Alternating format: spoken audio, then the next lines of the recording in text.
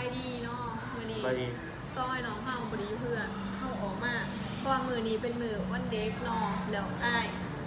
ถ้าเข้ามากินกันแล้วมันย้อนว่าให้เด็กหน่อยทั้งที่ว่าเขาก็ตัวใหญ่แล้วเนาะแต่ว่าคือยังบอกเลย ก็กินบิงซูเนาะว่ามันเป็นยูนิมันเป็นวันที่หนึ่งแล้วก็เป็นวันเด็ก เป็น น้อ วั ย นเด็กหน่อย สากลนะครับ ลาว มาปลูกต้นไม้ อืม นั่นบอกว่าประมาณนั้นแหละ แม่ๆตอนเดียวกันซึ่งว่าเขากับสั่งไปแล้วเนาะ สร้างไว้แล้วมันมี เขาจะกำลังเห็นมา ตัวเป็นเก็ตเมลอนครับเนี่ยก็กำลังสั่งไป บิงซูกับฮันนี่โทสต์เนาะเขาสั่งมา มันที่ทัดหัวนิดนึงนะ กินซึ่ง แต่ว่าหน้ากระซิบเปลี่ยนนิดนึงเพราะว่าแค่หนวด เวลาแค่หนวดแล้วนะคืออีกหน่อยนิดนึง บุยบุยเด้อ คือมันเป็นว่าได้หน่อยมันต้องเก็บคือได้หน่อยนิดนึงเนาะเดี๋ยวเอาผมขึ้นมันก็คือนิดนึงเดี๋ยวใส่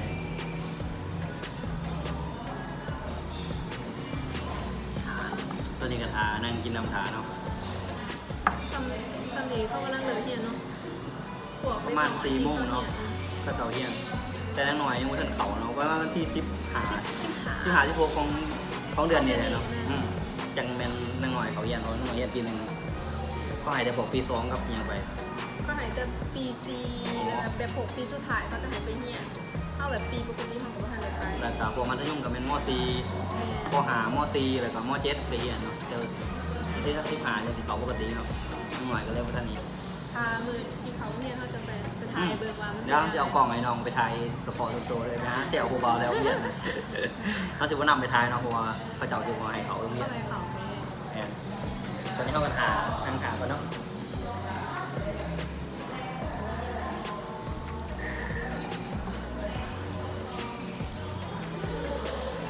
ทาแบบทาจริงจัง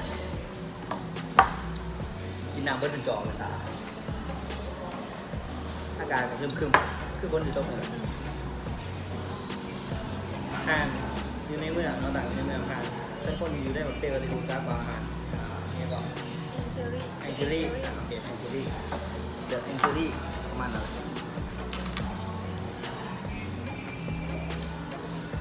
กูซาเล็กหน่อยไม่ห่านในร้ายอยู่ไหน สมองเราอย่างว่าสมองเราเสือหนองมา มาเปิดเลย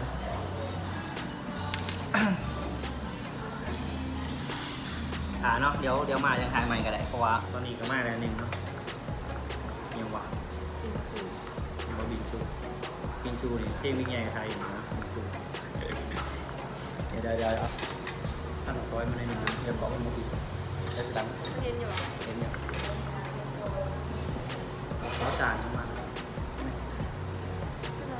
ชิมกันอันนี้มันเป็นอะไรแคนตาลูป นะก็แมนอยู่ต้นนนเพื่อได้กินเนาะ โปรตีนมีเงินกินผมประหยัด ถ้ามันไม่ยักขอเพื่อนเขาอีโซนทำเป็นอะไร เรื่องมีคนในใจมันเป็นคอนเสิร์ตเด็ดจีนมึงเรียกนั่งจีเด็ดตัวเอง บ้า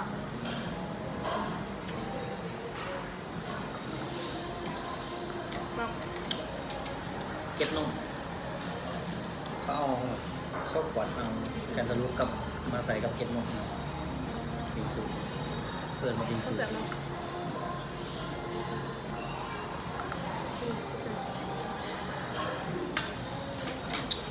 เดินแล้ว เดี๋ยว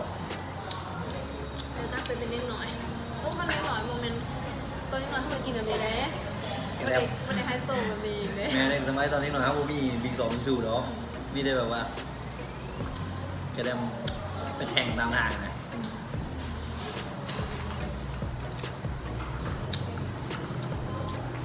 เราก็แรมที่ว่าต้องเพลย์เนี่ยสโลนุ่มเป็นทงมัดสมัยนั้นกินแม่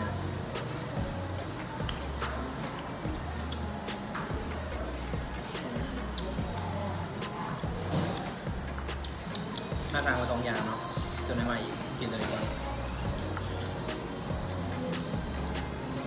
อว่าสลองหลานซับบัตทันหอม ร้านวิว หลานวิวเท่ยังเป็นลูกเคยแหละวิว แมนตอนแรกนี่นายกหอร้านวิวเพราะว่าตอนนี้ประมาณ900,000 ปลายแล้วเนาะ เพราะว่าอยากหอนหลานซับเองนะหลานซับประมาณ ไม่200,000ครับเพราะว่า เสื้อซับยังว่าหอนหลานซับเลย พระเจ้าเนี่ยมีเนาะอันนั้นแม่ก็จะแบบซ้อมไอ้หนอนอย่างของมันเราสองคนนี้มึงยิงมึงอยากบอกยังไงบ้าง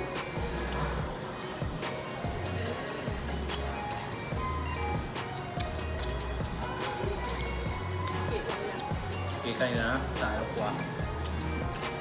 นั่งผิดเบี่ยงปกติไอ้กับแม่มานะมึงนั่งเลย แม่น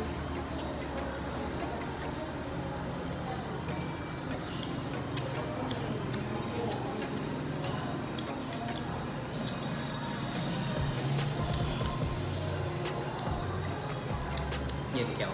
เป็นแถว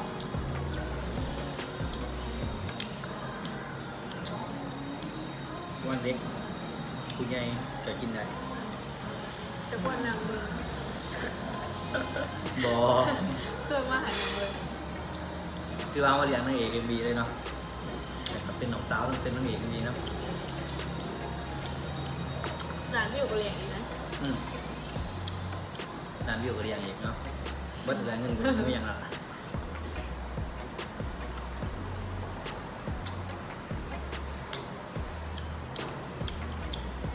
กระโดนเติมเนาะ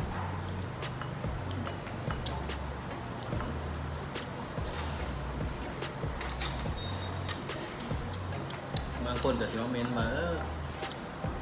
นางเอกเอ็มบีก็มันยางแข็งคือกระโตกแต่นอกมาแบบครั้งแรกเนาะมันก็อาจจะแบบบ้างตัวเก่งนะนี่คอมเมนต์แต่ว่าคอมเมนต์ดีร้ายกว่าเนาะแต่คน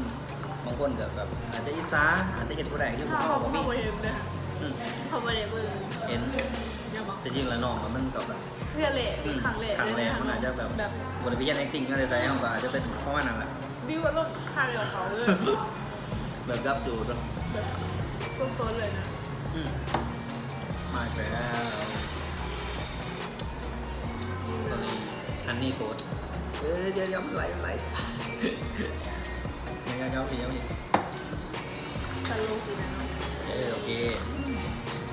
ยังปีนี้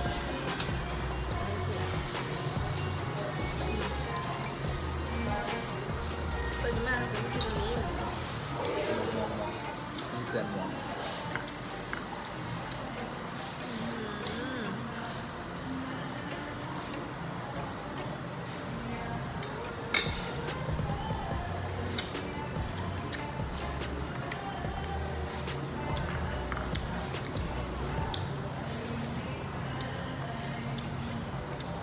เมื่อกี้มุมมือเขาอาจจะปวด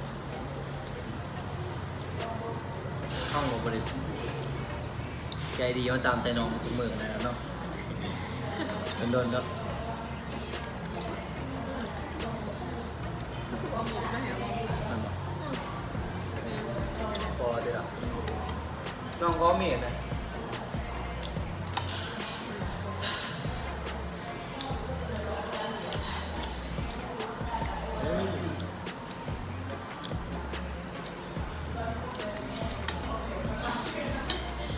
อย่างเงี้ย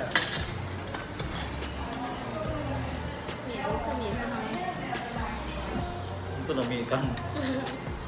อันนี้มีครับบุดีก็กินนะ เพื่อเขาจะมีอีกตัว เพื่อนต้องมีโต ถ้าซื้อมาก็ซื้อเขาอย่างนั้น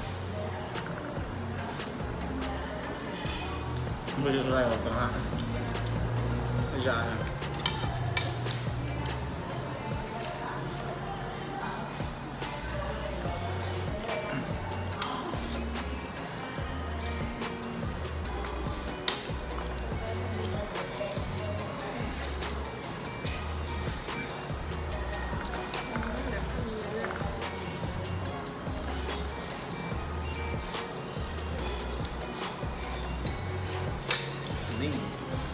นี่แบบ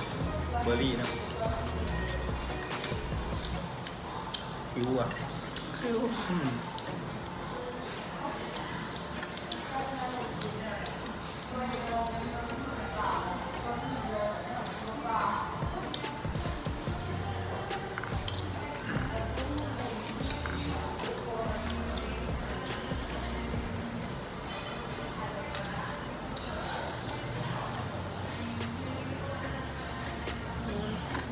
ห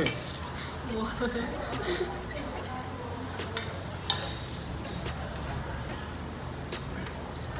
ตัวที่เรากินกับข้าวเหนียวมันๆกับแบบนี้นะ เพราะว่าน้องเขาเห็ดแบบเห็ดแบบคือเขา ก็คือเรา คือคนอื่นเขา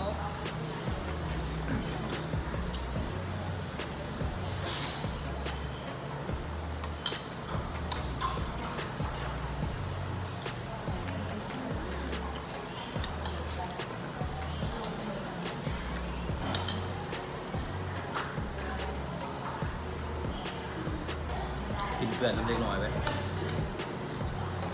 หวเล็กมันเล็ก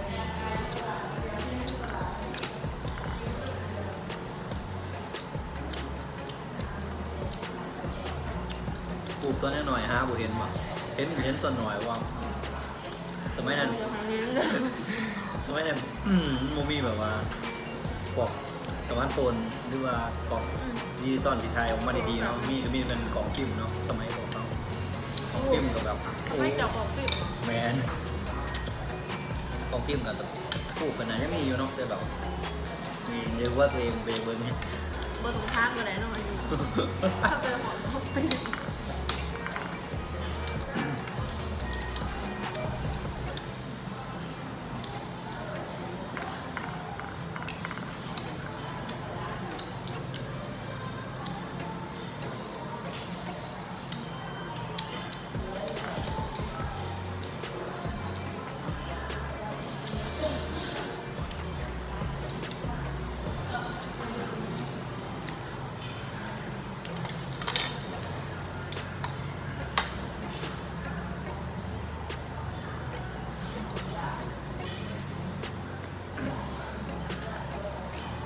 ไม่ร้านตรงนี้มันจะแบบเล็กน้อยแบบปลาหน่อยมากินคือตอนเย็นจะกินบอกป้องอะไรนิดหน่อยปกติจะตำพุงได้อีกอัน จะเป็นน้ำหู เพื่อนเนาะเชื่อมถึงอะไรประมาณนี้แล้วด้วยพอตกเปล่าเมื่อเนาะฝนมันดีตกแล้วตอนนี้จุ่มแห้งแล้ว ไม่ใช่แบบของมาน้อยอะไรกับคนจิตโตอีกแล้วสองไอ้น้องเนี่ย คลิปนี้มันลงสารนิดนึงเนาะเพราะว่าเขาอาจจะตัดตัวทันเนาะ ข้าวเวียดเลย ก็บอกเนาะเจอกันคลิปหนาบ๊ายบาย บาย